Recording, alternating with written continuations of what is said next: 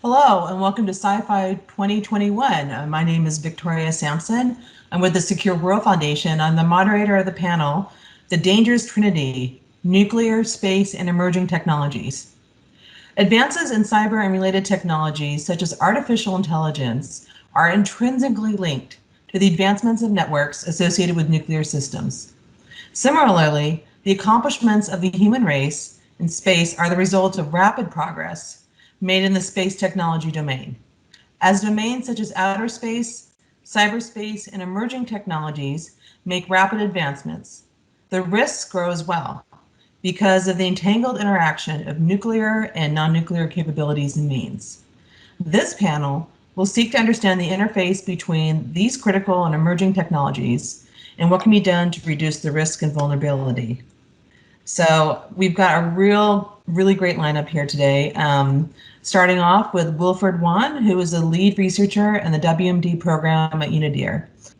Next, we have Nivedita Raju, who's the associate researcher with CyFy, specializing in space security. She also serves as director of legal affairs and research at the Space Court Foundation.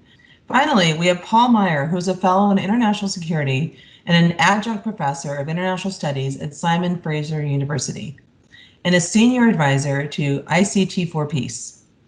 So with that, I'd like to give our panel the opportunity to give some opening remarks. Wilfred, you have the floor. Thanks so much. Thanks to Victoria for the introduction and to ORF for the invitation. I'm very appreciative of the opportunity to be a part of this panel. I should say that the views today expressed today are my own. Just kind of as a starter, I look at these issues from the nuclear lens. So when I talk about risk and risk scenarios, it's about the risk of nuclear weapon use that stems from this trinity. And I would say that risks linked to interactions with the trinity have always existed because of nuclear assets in space, because of the use of technology in nuclear command, control, and communications, and in early warning systems. For instance, during the Cold War, the US and Soviet Union were engaging in electronic warfare to insert false targets on each other's radar systems to interfere with their strategic communications. So now we're kind of talking about concern of vulnerability of these systems in ways that can undermine nuclear deterrence, perceptions of strategic stability, and driving thus pathways to nuclear weapon use. And I would say that the state of risk is concerning because of a number of trends that seem likely to continue. The increased reliance on technologies in terms of the digitalization of nuclear weapon systems, the militarization of some of these other domains in cyber and space, the sophistication of capabilities, the increasing number of actors in these different spaces, the corresponding increase in the potential number of entangled interactions, the evolution and complication of deterrence, and so on and so forth. And so with that, I'll just kind of stop there, but I think that's kind of where we are today. Great, thank you, Wilfred. Next, we have Nivedita, who's going to give us her opening remarks. Thank you, Victoria, and thank you to ORF for inviting me. I'm honored to be here with this panel today.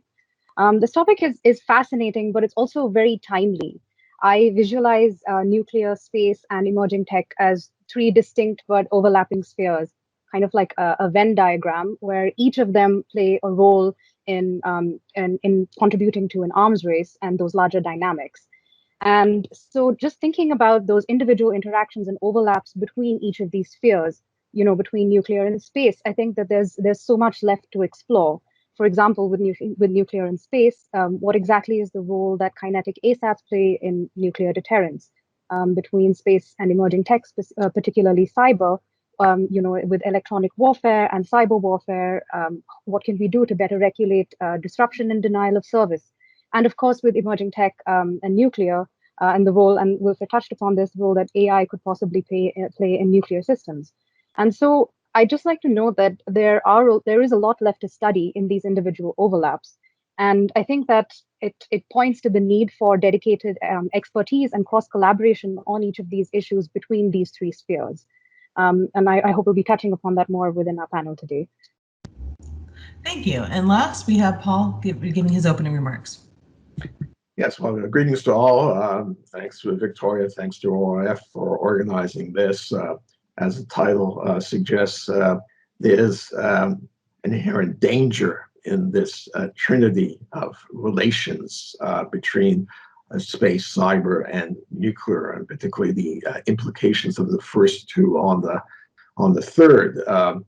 Here, I think traditional concepts of strategic stability are under threat, that we have the technology far outpacing the digestion, if I can put it that way, of the implications of those technological advances for policymakers, for traditional modes of, let's say, nuclear deterrence and assumptions with that regard.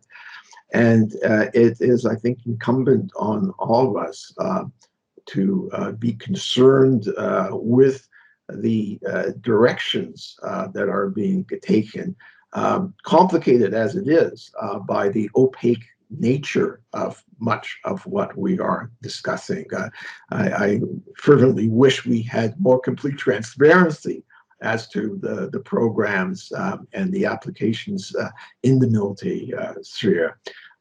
So as Wilfred acknowledged, in some ways we've got a very messy contemporary context here that unfortunately comes with significant risks of destabilization.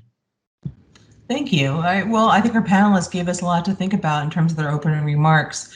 Now I'd like to move into just some questions. Well, I'm directing them to each panelist. Obviously, if someone else wants to jump in or has some thoughts, I'd love to hear your thoughts so we can have a good discussion. First off, Wilfred, you brought up the idea, talking about the various domains, nuclear, space, cyber. I'm wondering if you can talk a little bit about, what emerging technologies do you see that present high-risk scenarios in those domains? What are your thoughts on this? Yeah, thanks, Victoria.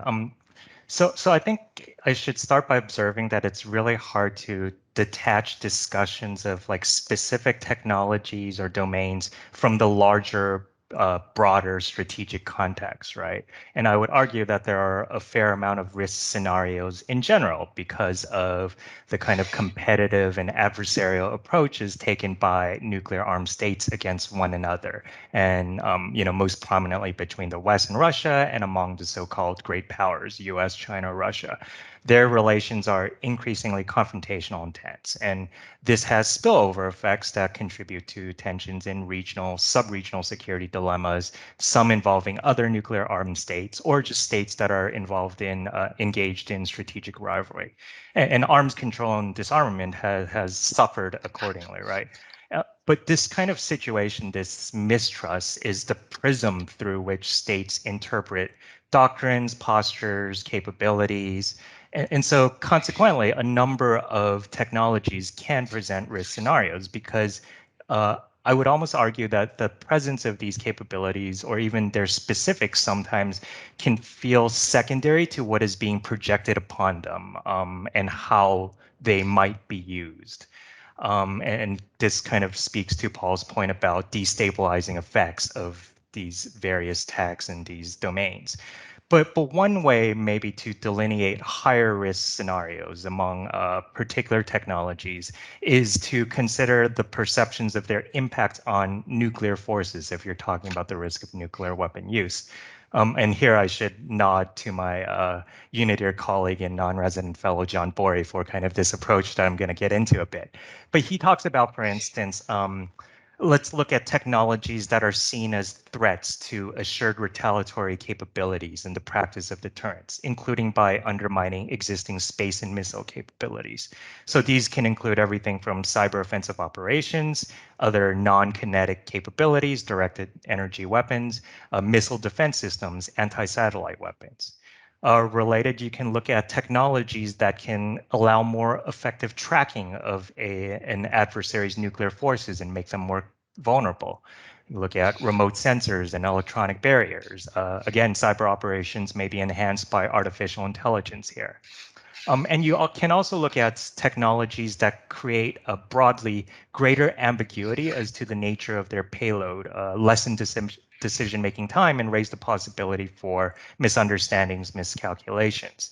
And here you look at developments in advanced conventional weapons, in dual-capable missiles. Hypersonics, for instance, have been discussed in this context.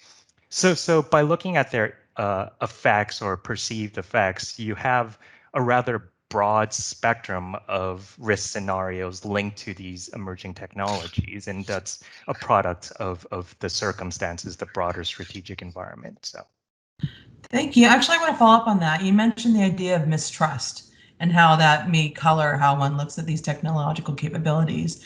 I mean, how do we make sure that the messages that are being sent or the messages that are being received is the idea of escalation? Do we need to have a shared concept of escalation or responses so that we can be on the same page for these sort of technological discussions? And this is for you, Wilfred, but I'd love to hear also Paul and Nivedita's thoughts on this as well.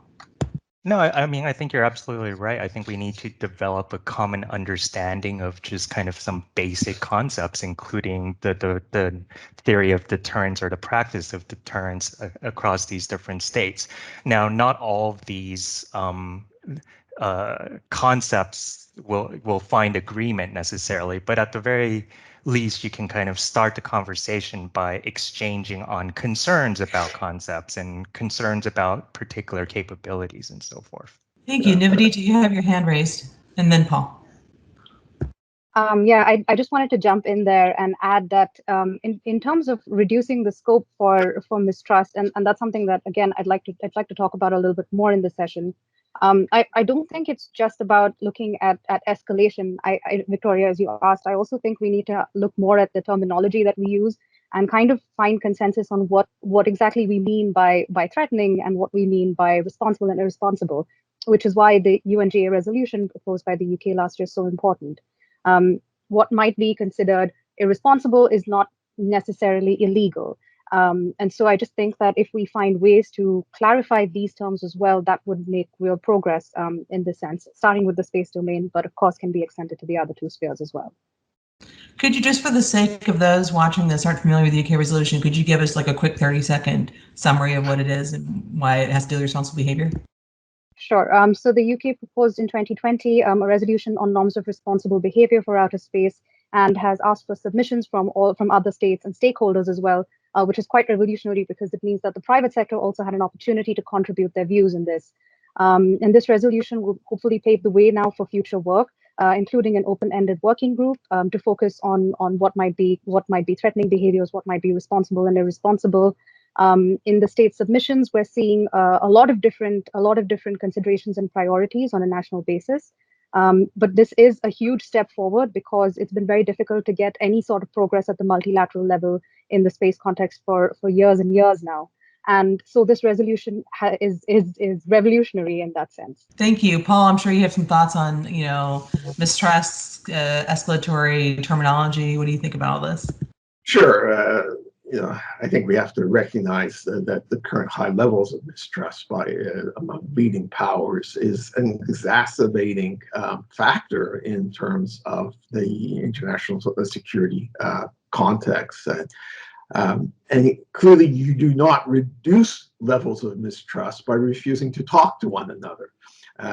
So I would emphasize the importance of reviving strategic dialogues. And I'm thinking, of course, of the long history of them between Soviet Union, Russia, and the United States.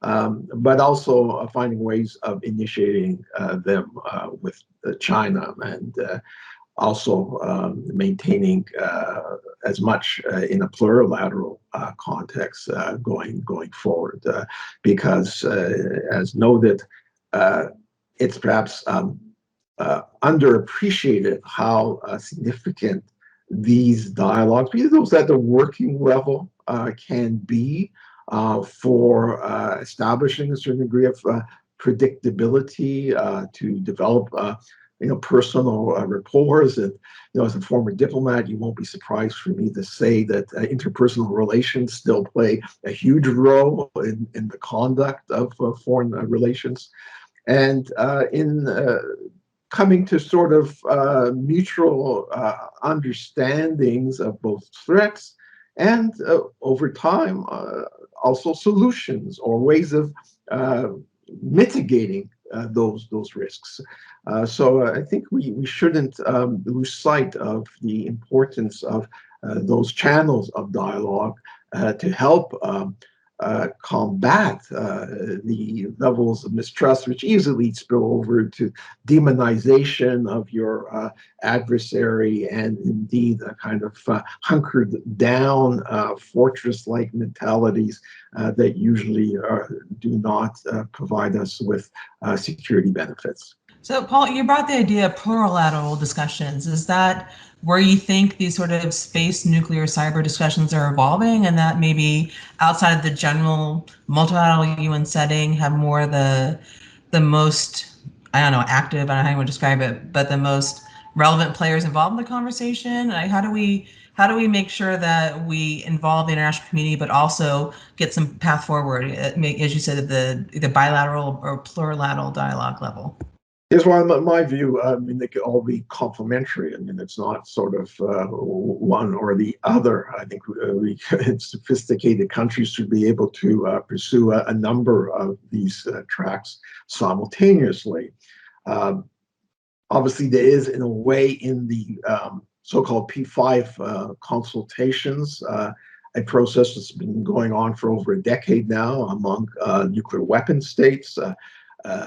Those same 5 states obviously have a particular role to play in terms of their Security Council permanent membership and their responsibilities for maintaining international peace and security. But I would like to see, particularly in the space realm, Victoria, as you know, there are a number of new actors coming on board that have an equal interest in trying to preserve outer space as an environment for safe and secure operations for the benefit of all humankind, and that needs to be institutionalized. You will forgive me because my long-standing thought that the states parties to the Outer Space Treaty should get together. They've never done that, and they all have a real stake in maintaining the vision set out in the Outer Space Treaty.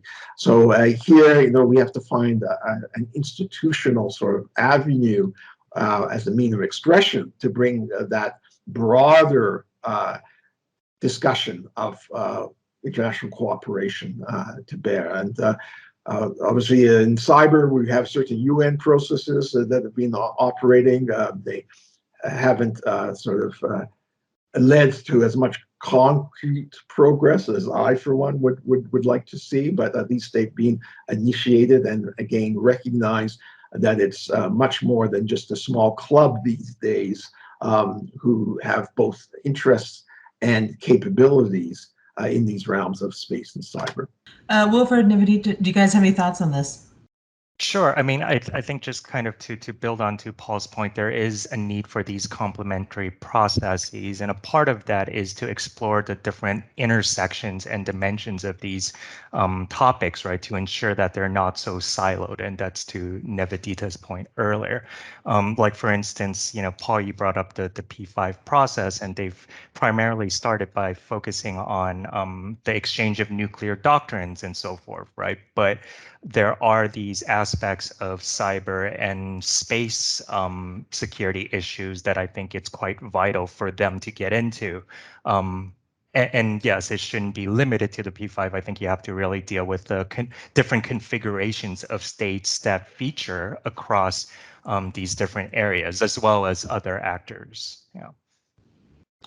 Nivedita, maybe in your response, thinking about who should be involved in these conversations, maybe we need to back up and talk about, space governance as it currently exists. Could you walk us through the current state of legal regime for space governance? Do you see any gaps that could possibly lead to conflict, or something we need to think about as we look at this overlap between space, nuclear, cyber, and emerging technologies? Thank you. Sure, Victoria. And I guess I would be touching upon both the other panelists' points here as well.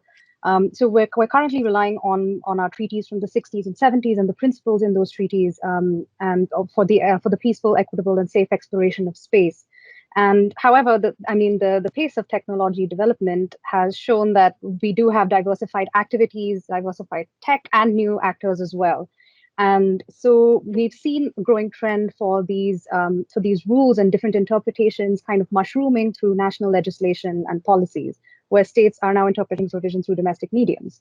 And this is also in part attributed to difficulties at the multilateral level. We have seen a very tangible divide in opinions between what this new form of regulation should be, whether it should be binding or non-binding, and it's been difficult to kind of move past that. And so the gaps, I would say, is that the first issue is that while this debate wages on at the multilateral level, the tensions are continuing to build. And I think it was Wilfred that mentioned this earlier. There's no exchange of information. There's no communication that's happening while activities are very much continuing. And so the scope for misperceptions and miscalculations is only growing. This is prominent both in the space domain and in the other three spheres as well. I can quickly give an example from the space domain, and that would be of rendezvous and proximity operations. And there's a lot of, I would say there's a lot of concern surrounding these activities because the technology can be used for different purposes. But at the same time, it also offers an advantage in terms of reducing the space debris that's already in the outer space environment. And so there are a lot of issues, I think with these activities, particularly, active debris removal for our audience.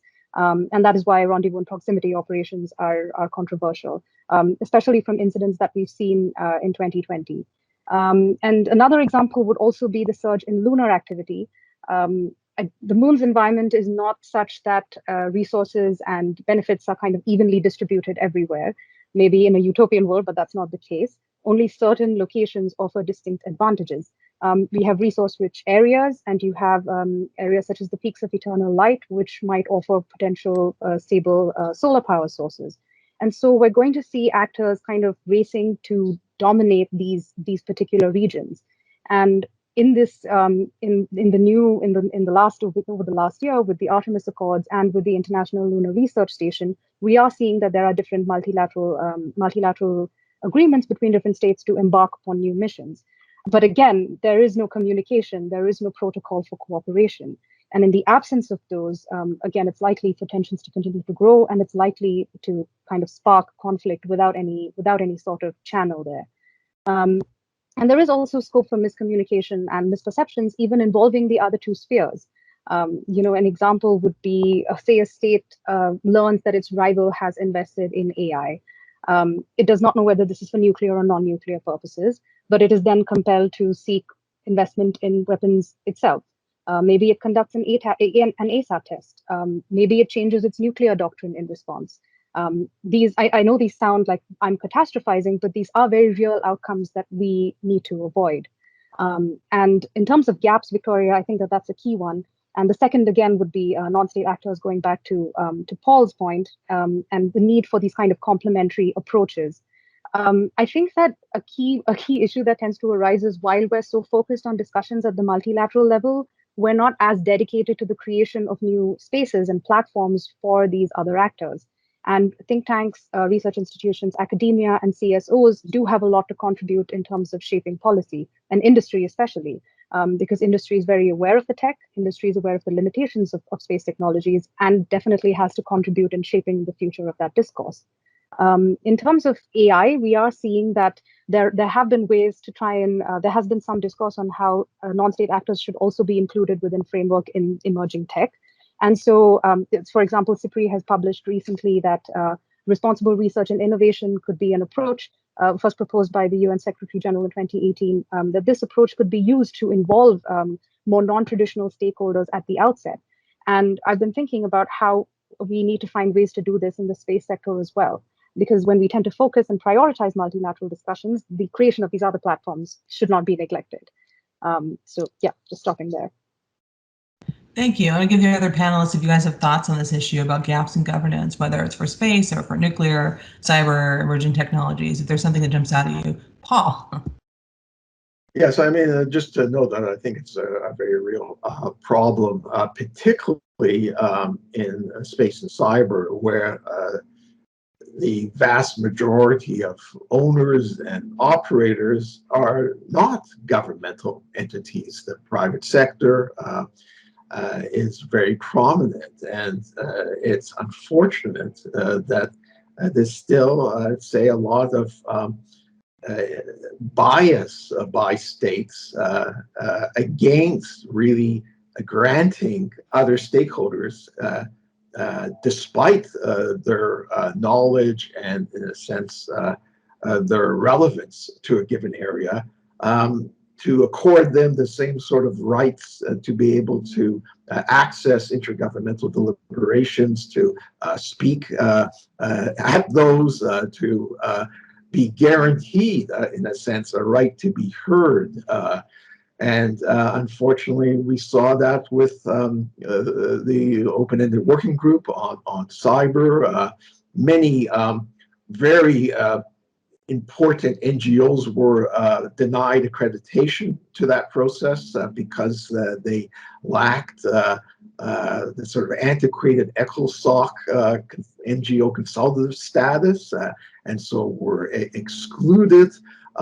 The chair, I think, made a noble effort to arrange a multi-stakeholder meeting, but it had to be done as an informal meeting with a different individual in the chair to sort of distance it. Towards the end, and private sector NGOs were basically excluded from the final sessions in terms of knowing what was happening or providing input to them. So, and in the recommendations as to how UN work should proceed, there's still no commitment to a meaningful role by non-governmental entities in those processes. So it's still, I think, an uphill struggle to ensure that these voices are important. Well, these important voices are, in a sense, given an opportunity to be heard and ideally to help influence the collective decision making. No, I agree. I mean, one of the issues you run into is these are issues of global significance, and historically those have been dealt with in multilateral settings. But of course, as you pointed out, the stakeholders are not always nation states, and there's a bit of tension, to say the least, to have them involved in the conversation. Wilfred, did you want to jump in here? Yeah, just to kind of make a broader point, I think it just calls to a need for innovation and creativity in the regulation of kind of some of these domains and weapons, right? I think especially when you have an environment where there's not a lot of trust, it speaks to the difficulties of coming up with legally binding kind of traditional frameworks and treaties, right? And, you know, I think there's a need to talk about more in conjunction with these like normative aspects, behavioral frameworks involving some of these other actors that the other two panelists have spoken on as well. I think just ultimately it calls attention to the limits of this kind of Cold War paradigm of arms control and disarmament that we've dealt with, which is based largely on numbers and on deployments of particular systems. And I think these kind of technologies don't quite lend itself to those sort of arrangements. Absolutely. I guess that leads to my next question for Paul. You know, how do you foresee risk of this intersection of space and nuclear and cyber and emerging technologies? How do you see this this nexus evolving? Yes, well, I see it evolving, I must say, with some trepidation. In a paper that I wrote for Unity not long ago, I coined the phrase the devil's triangle.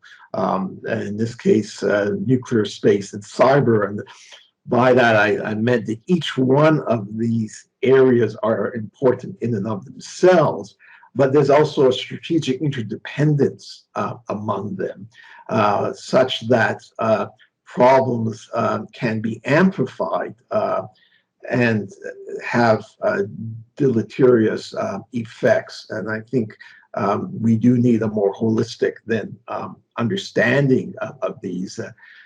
Again, when we get into the military field, there's always the problem of silos, as already been mentioned, the inability, in a sense, to connect dots to come up with a wider picture. And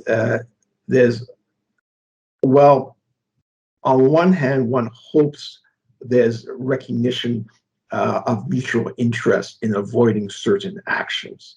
And I think that self-restraint is understandable. I mean, perhaps the classic example in space, and the fact that the creation of space debris would negatively impact on all operators of space assets, and therefore something like a ban on debris-causing anti-satellite weapons has a certain basic logic, and one would hope, appeal to all stakeholders.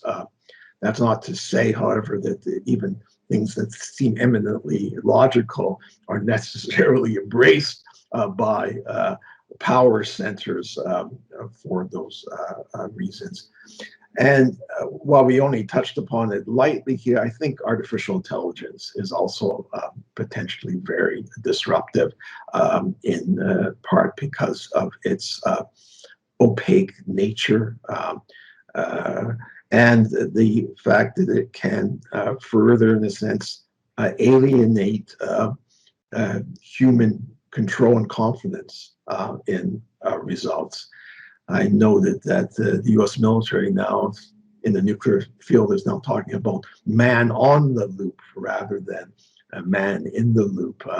And I'm concerned, particularly as to the implications of not maybe outright destruction of assets, in terms of, let's say, going with an ASAT attack against an early warning satellite, but manipulation of data and imagery in a way that could be provocative, that could escalate in a crisis situation, and even sleep-depriving scenarios like the spoofing by one party, let's say Russia, in terms of a scenario that would suggest an impending nuclear exchange by the U.S. against China. Or, I mean, they can be sort of terrifying, the implications. And as everyone is aware of the past history of technical faults and problems, human errors in this, the close calls that fortunately did not lead to the actual detonation of a nuclear weapon, but there's a great new potential for this sort of manipulation in a manner to provoke a reaction that I think could be extremely destabilizing, very dangerous to all. And so we need, again, to shed a certain spotlight on, particularly, I think, the AI element. It should be a central theme, along with space and cyber and nuclear postures, in these strategic dialogues that I was promoting a little earlier.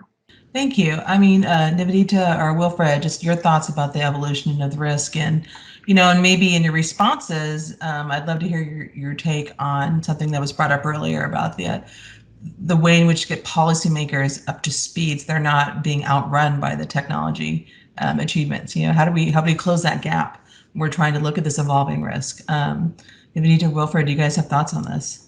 Sure. I think the first kind of tool we can use is clarifying existing law on that point, and that would be using approaches such as the Manual on International Law Applicable to Military Uses of Outer Space, or more commonly known as the Millimos Project, and the Woomera Manual. Both of these manuals clarify existing law as it is. There are no proposals there. These are not predictions of what policy should look like, but it is only a clear interpretation of lex lata. And I think that these manuals will be essential to policymakers in terms of what the interpretations already are and what the limitations of the law are. Because without knowing those and without agreeing on those, it's going to be quite difficult to move forward. The second thing that I would like to raise is also is transparency and confidence building measures. And Wilfred mentioned this, I think, much earlier on, the need for transparency. And I think Paul has talked about how the difficulty in kind of getting these actors together, and obviously from his experience would know how hard it is to get everyone together in a room. And so I don't deny that it's difficult to strive for TCBMs in this time and this climate. But policymakers also have an entire menu of measures to choose from. TCBMs can be unilateral or bilateral or multilateral. Information exchange can take place regarding doctrines or policy or expenditure. There can be notification for certain activities or behaviors. Destructive ASAT testing that Paul mentioned earlier, which we're seeing also is a priority in the submissions for Resolution 7536 and the open letter from the Outer Space Institute. And so maybe we can find ways to even reflect this approach in other spheres as well, possibly banning AI that interferes with command and control. And TCBMs are not an answer to the legally binding voluntary debate. They're not an answer to all of the bigger questions here. But developing TCBMs would be a very necessary intermediate step. And I think that we need to find ways to kind of innovate here, to use Wilfred's word, and find measures that would be agreeable. And possibly, again, if we collaborate between all of our different areas of expertise, we might find solutions that are both acceptable and practically feasible.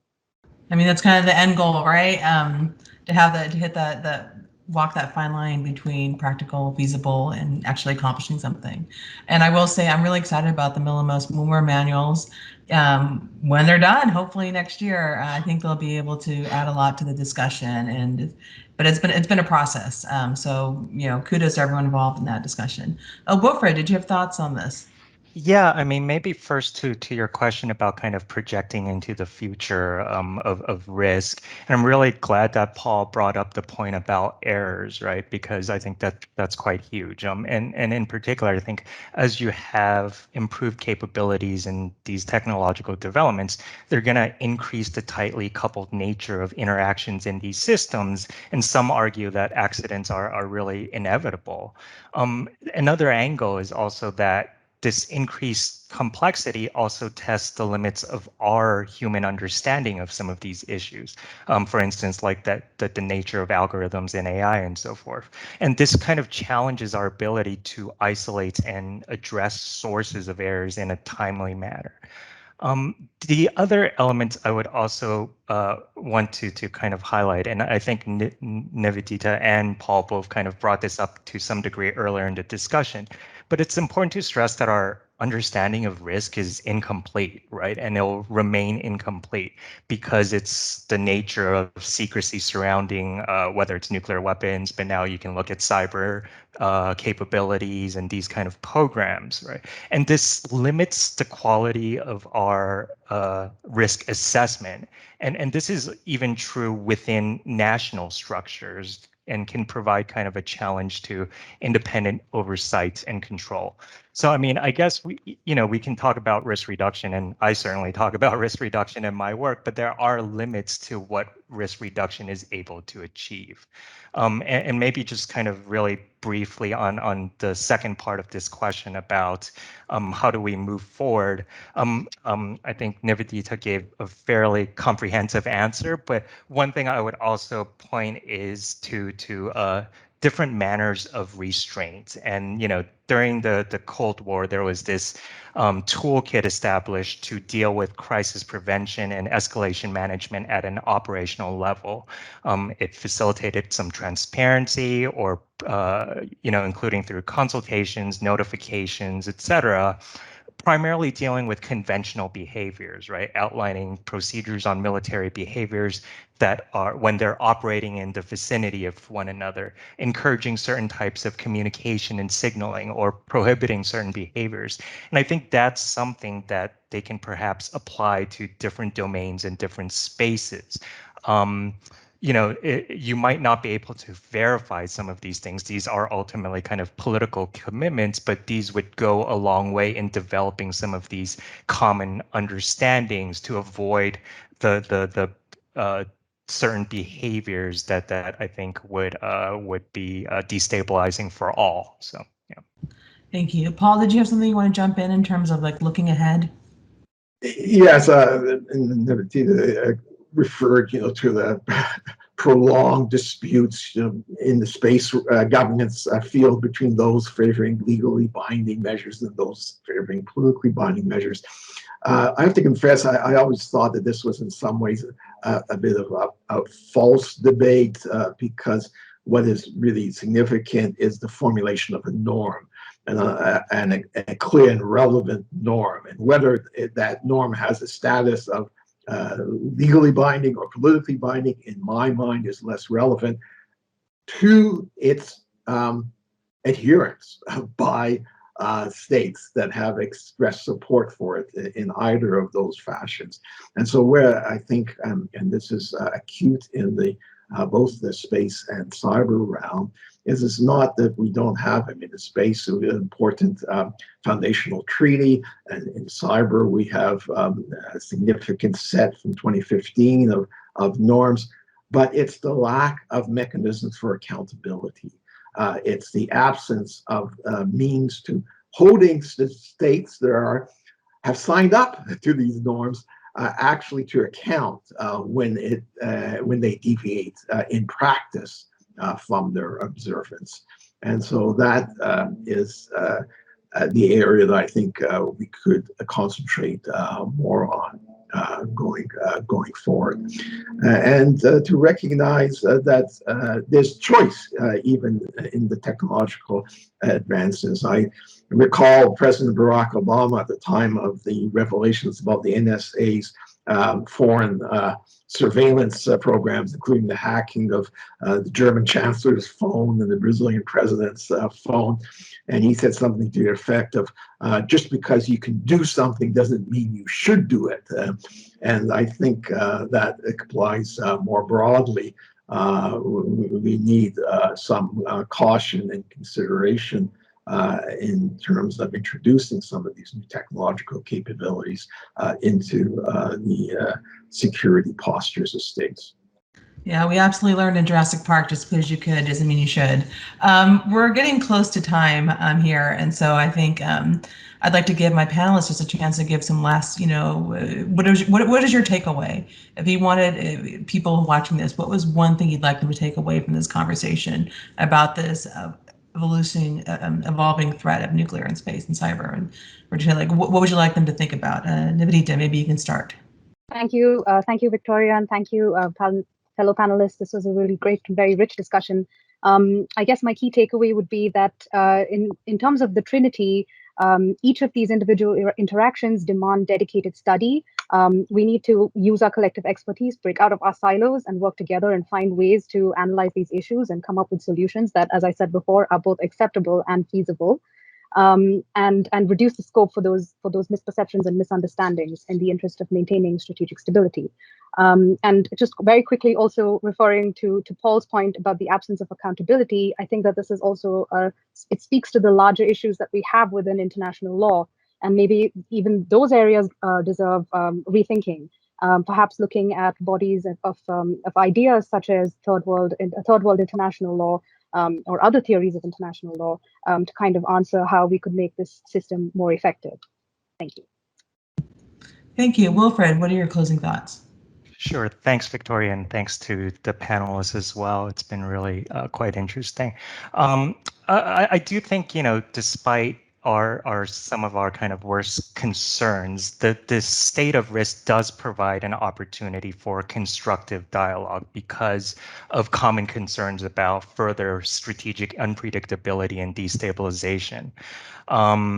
And ultimately, I think the widespread of nature of risk requires a very multifaceted, multi-level approach. And this is especially the case because the entangled nature of these capabilities makes it hard to treat them in isolation, right? It speaks to Nivedita's point that these frameworks need to address these interconnectivities and account for some of these asymmetries and capabilities and programs and so forth. So I'd that would be my main takeaway. One thing I do want to bring up is, we have not talked at all about the potential positive effects of technologies, for instance, in terms of compliance and enforcement of existing treaties and frameworks. And maybe this can address some of the mechanisms of accountability that, Paul, you referred to. I realize that's not the topic of our panel today. That's another thing altogether. But I do want to kind of point out there are some positive developments, for instance, in the incorporation of science and technology in nuclear disarmament verification, in the Biological Weapons Convention. And so there are, I think, some positive takeaways as well. So thanks for that. Thank Yes, you. well, CyFy 2022, maybe you can handle it. Paul, really quickly, yes, what are your well, final thoughts on this matter? Thanks to all endorse Wilfred's point, and would just say that, well, I think there's an enlightened interest in self-restraint by states in some of these rounds. There's a need to codify that restraint, and I think this leads to ultimately certain agreements. And finally, I think these stakeholders, these non-governmental stakeholders, particularly in space and cyber rounds, really have to become much more engaged in the processes between governments and to advocate for cooperative security solutions to the complex range of risks that we were talking about today. Great. Well, thank you all so much. I'd like to thank ORF for bringing together this fantastic panel. Really enjoyed the conversation. Looking forward to continuing it. Obviously, we didn't solve this issue, but I think we raised a lot of ways in which to approach it, and looking forward to continuing the conversation as time goes by. Thank you all very much for attending. Bye-bye.